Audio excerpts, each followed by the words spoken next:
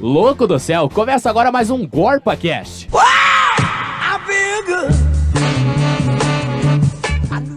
Olá pessoal, começa agora a terceira edição do nosso GorpaCast de política e eu estou aqui com Laura Rodrigues. Oi. Com o André Frutuoso, nossa figurinha carimbada aqui no GorpaCast de política. E aí, pessoal? E com o novato Pablo Axen.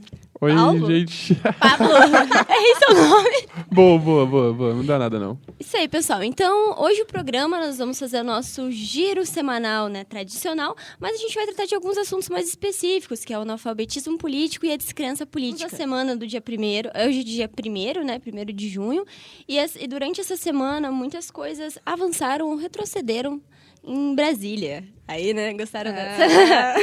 Primeiro, a gente teve a aprovação de uma série de MPs e PECs absurdas e até, assim, que a população não estava sabendo e que foi uma...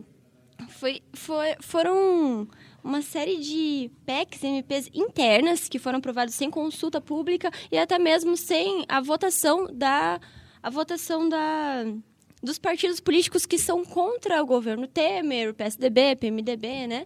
Que uma dessas PECs que teve muita repercussão essa semana foi a PEC do indígena, que criminaliza as comunidades. É uma coisa absurda. A gente, né, não sei se vocês acompanharam essas aprovações. Outra coisa que foi um avanço que a gente teve por causa das ocupações. É importante falar que está tendo ocupação no Brasil inteiro, mas ocupações assim maiores em Brasília, em São Paulo, em BH. Houve a ocupação da filial da JBS. Então, assim, essas ocupações elas estão motivando, em parceria com mídias alternativas e com grupos, vamos dizer, contravetores do governo, estão motivando essa aprovação da PEC das diretas. Vocês chegaram a ver? Então, primeiro sobre essa questão das diretas, bom, acho que esse é o caminho, né? Para evitar que pessoas, tipo o Perrella, como a Laura comentou no começo, que essas pessoas que escolham o nosso próximo presidente. Seria, no mínimo, perigoso que tipo, o nosso Congresso escolha o próximo representante do Executivo brasileiro, né? Porque, assim, não levando só para o lado da corrupção, mas, tipo, pelos interesses que eles representam, sabe? E essas MPs que a Renata citou que foram aprovadas, elas são exemplo disso, tipo... se eles escolherem o próximo presidente, eles vão escolher um presidente que vai manter os interesses deles lá, sabe? Tipo, e, assim, a gente tem uma bancada super temida aí, que é a da Bíblia, do Boi e da Bala, né? E eles são os que mais estão aproveitando esse caos político para ir passando as coisas, sabe? Aprovando os projetos deles lá. Os projetos absurdos, né? E acho que até esse das comunidades indígenas aí se encaixa, porque assim, tem que respeitar uma área demarcada para essa população, incomoda eles. Com certeza. Principalmente o pessoal do Boi, né? A bancada ruralista, eles têm um interesse bem maior em relação a isso do que as outras partes dessa bancada. E não só isso, né? A gente está tendo cortes gerais, a gente teve uma aprovação da terceirização trabalhista, um boicote à CLT, a gente tem aprovação agora a parte da saúde, onde se fecham as farmácias populares. Então, assim, está cada vez mais sendo aprovadas situações no Congresso que vão repercutir diretamente na vida da maior parte do brasileiro, que é o brasileiro pobre, a classe média. E é isso e esse impacto não é a longo prazo, esse impacto não é uma coisa que vai acontecer daqui 10 anos, ele já tem uma repercussão muito forte agora, porque a gente tem pessoas morrendo com doenças, a gente tem uma saúde pública com déficit de atendimento, de estrutura. Não, é aquela coisa, tipo, é o que a gente já está passando em diversos setores públicos, né? Tanto no setor de educação quanto no setor da saúde, aquela sucateação para você entrar com um plano de privatização. Então, essas MPs, elas refletem nisso, sabe? Porque, geralmente, essas bancadas da Bíblia, do Boi e da Bala, eles têm envolvimento direto com empresas que vão se sair bem caso haja essa terceirização. Essa terceirização não, essa privatização. Então, a gente tem que... É sempre bom ficar de olho nisso, sabe? E novamente falando sobre as diretas, cara, é a nossa última alternativa para tentar consertar algo sem ter que fazer algo mais drástico, sabe? Então, bom, se a gente não conseguir fazer isso, a gente vai chegar numa situação meio preocupante, no caso. E como... Quer falar alguma coisa? Não, acho que, não sei se necessariamente vai ser a última alternativa, mas a política brasileira vai sofrer muito. A gente vai fazer um retrocesso, tipo, sei lá, de no mínimo 30, 40 anos. Não sei, as últimas eleições indiretas foram na abertura da ditadura, né? E quem foi eleito foi o Sarney, então. A gente já tem uma base do que pode acontecer.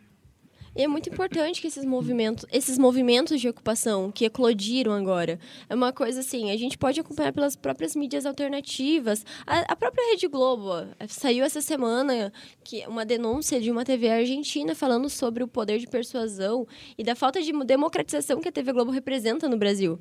Isso é muito real, a gente sabe, né? A gente já comentou sobre isso aqui no programa e já houveram várias situações, mas em relação a esses movimentos de ocupação das ruas, dos movimentos de ocupação dos meios públicos, eles são muito importantes para dar visibilidade para isso.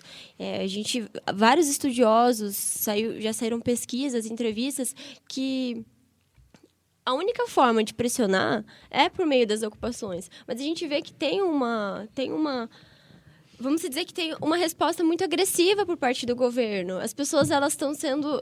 Nossa, o que aconteceu em Brasília na semana passada, da Força Nacional interferir, isso, meu Deus, a última vez que aconteceu isso foi quando? A gente teve caso aqui no Paraná dos professores, mas a gente nunca acredita que isso vai se repetir. Se repete, as pessoas, elas esquecem, elas continuam repercutindo esse sistema de agressão ao público. Na verdade, só para comentar essa questão da repressão, né, acho que teve também na época da Copa do Mundo, durante aqueles protestos que aconteciam antes dos jogos, enfim. Não vai ter Copa. Não vai ter Copa. Eles faziam aquele isolamento lá também, tipo, foi, assim, na nossa história recente, foi uma das poucas vezes que, assim, a nível nacional a gente teve esse tipo de repressão. É que, assim, quando você não consegue mais manter um diálogo, você precisa usar força, né? É isso que o governo está fazendo. Ele não tem mais... A legitimidade dele já está lá. Exatamente. Foi o que o próprio Beto Richa fez em 2015 e, inclusive, Beto Richa que está super mais do que envolvido nesse esquema. Tanto da carne fraca, quanto da Lava Jato.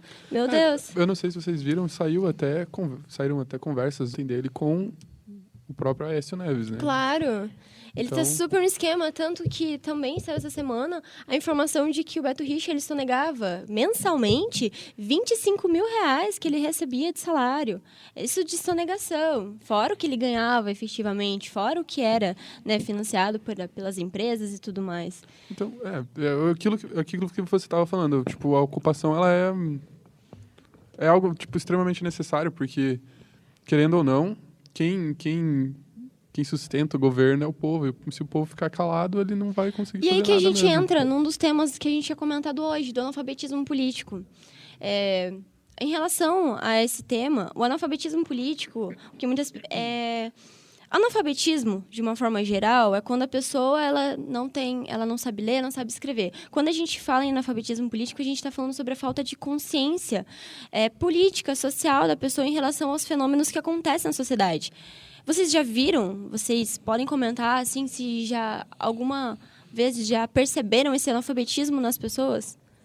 Isso aí acontece direto, né? Tipo, acho que até talvez o desinteresse pela política se encaixe, tipo, nessa forma de analfabetismo. Por exemplo, aquela pessoa que fica falando que política é tudo igual, que não vai mudar nada, etc. Esse discurso desmotivador, na verdade, é um discurso de quem desconhece mais ou menos ou de maneira geral como funciona a política e como é o sistema de democracia representativa, como é a política no Brasil. Outra coisa que a gente sempre vê é aquela questão de perder o voto, sabe? Que a pessoa vota acompanhando a pesquisa eleitoral porque ela acha que se ela votar no candidato que ela quer que entre, mas que está embaixo na pesquisa, ela acha que ela vai perder o voto ali, então ela vai fazer diferença se ela votar quem está em primeiro ou em segundo. Isso, para mim, é outro exemplo do analfabetismo político. Não, e sem contar que é uma parada estrutural, né, cara? Você vê que a gente não tem não tem campanha alguma falando sobre o quão a política é importante. A gente tem, durante o ano de eleição, o pessoal na TV falando, não perca seu voto, ok. É isso, basicamente isso. A gente não tem uma educação política. Olha o celular tocando. É justamente isso que eu queria comentar. Talvez o problema do analfabetismo político seja o problema da educação em geral, sabe? Seja os nossos próprios problemas estruturais e sociais como país. Não se ensina a política de um jeito tanto que não seja partidário, sabe? Tipo, não ensina a política mesmo, daquela que vem da Grécia, e também não se ensina sobre o nosso sistema político. Pelo menos não se fala com tanta incisividade, assim, tipo, não é um assunto tão bem comentado na formação do cidadão brasileiro. Gente, só para lembrar, né, que o Tiririca se elegeu falando que não sabia o que fazer. Isso é um aspecto muito importante, porque a gente sabe que a política, ela vem dessas disciplinas teóricas como a filosofia, a sociologia, a história. E essas disciplinas, elas são importantes para formar a pessoa na sua responsabilidade social, né? E daí a gente retorna novamente para esse governo que está no poder, esse congresso que está no poder. Acho que a escola sem partido é a representação de tudo que a gente não pode ter no país, né? Se já tá ruim, assim. É porque o analfabeto político, ele é muito viável. O analfabeto político é a pessoa totalmente controlável e que ela tá nas rédeas de um governo e que o que ele falar para ela vai ser reproduzido, vai ser perpetuado. É aquilo que eu disse, tipo, é estrutural. Para eles é muito cômodo você ter um país que não pensa, você ter uma população que, tipo, vai continuar no mesmo sistema que você quer que continue. Se você deixa de fazer algo e a população continua a votar, continua mantendo você lá no poder, mesmo você fazendo várias coisas ou deixando de fazer coisas que você disse que ia fazer, então é um sistema muito bom para eles, entendeu? É você manter um benefício para eles enquanto a gente continua se ferrando, sabe? É basicamente isso. É exatamente isso que eles querem. E a partir do momento que você diminui o interesse das pessoas por política, ao mesmo tempo que você diminui a escolaridade e a qualidade dos estudos dessas pessoas, fica muito mais fácil de controlar. E às vezes não é uma questão de opção, porque a gente sabe que a maior parte da população brasileira não tem acesso à educação, uma educação de qualidade, uma educação formadora. As pessoas estão muito mais preocupadas com se alimentar, se vestir, não morrer de fome, não morrer, sabe? As pessoas estão muito mais preocupadas com essas coisas básicas do que com o presidente de um país, porque para elas não vai fazer diferença. Mas em contrapartida, a gente tem a pessoa que tem toda essa possibilidade, mas ela nega para si mesmo o conhecimento, por falta, sei lá, pela própria arrogância ou pela descrença política, né, Laura? Isso abre uma discussão aí sobre descrença política. O desrespeito para o político, né, cresce na medida que o grau de escolaridade da pessoa aumenta. E esse acúmulo de escândalos, esses problemas sociais que eles prometem, entram no governo, né, eles prometem um Dória da vida ali, aquele marketing bonito. E o problema continua a existir, então, e tá cada vez aquela demanda de a população não tem emprego, gente, não tem saúde, não tem educação, e a descrença na política está aumentando cada vez mais. Em 2015, saiu uma pesquisa, o Brasil, ele está em 26º entre os países, é a penúltima colocação dos países da América Latina em descrença política, ou seja, não dá para confiar nos políticos aqui do país, não. E essa descrença política, essa coisa do jovem, mesmo da população pensar, não, político é tudo igual, é tudo corrupto, faz com que as pessoas criem um ódio com a política. Eu odeio política, é uma coisa muito comum da gente ouvir. Isso é perigoso, porque não é a política em si que é podre, são as pessoas que estão lá que são. Pode falar. Que até tinha aquele ditado que política, futebol e religião não se discute e tudo mais, então... E às vezes, tipo, nem é ódio por política, aí fala assim, beleza, pra mim, do jeito que tá bom. Ou, tanto faz, né? Tanto faz, pra mim, eu tenho outros... Como você disse, eu tenho outras preocupações antes da política, sabe? Então, isso daí é a pessoa não conseguir se enxergar inserida no processo que é a democracia, no geral, né? Um processo de sociedade. E no sentido marxista é alienação, né? Pois é. A galera, é tudo ligado. Todos os assuntos que a gente está tratando aqui hoje são bem ligados. A descrença política acaba levando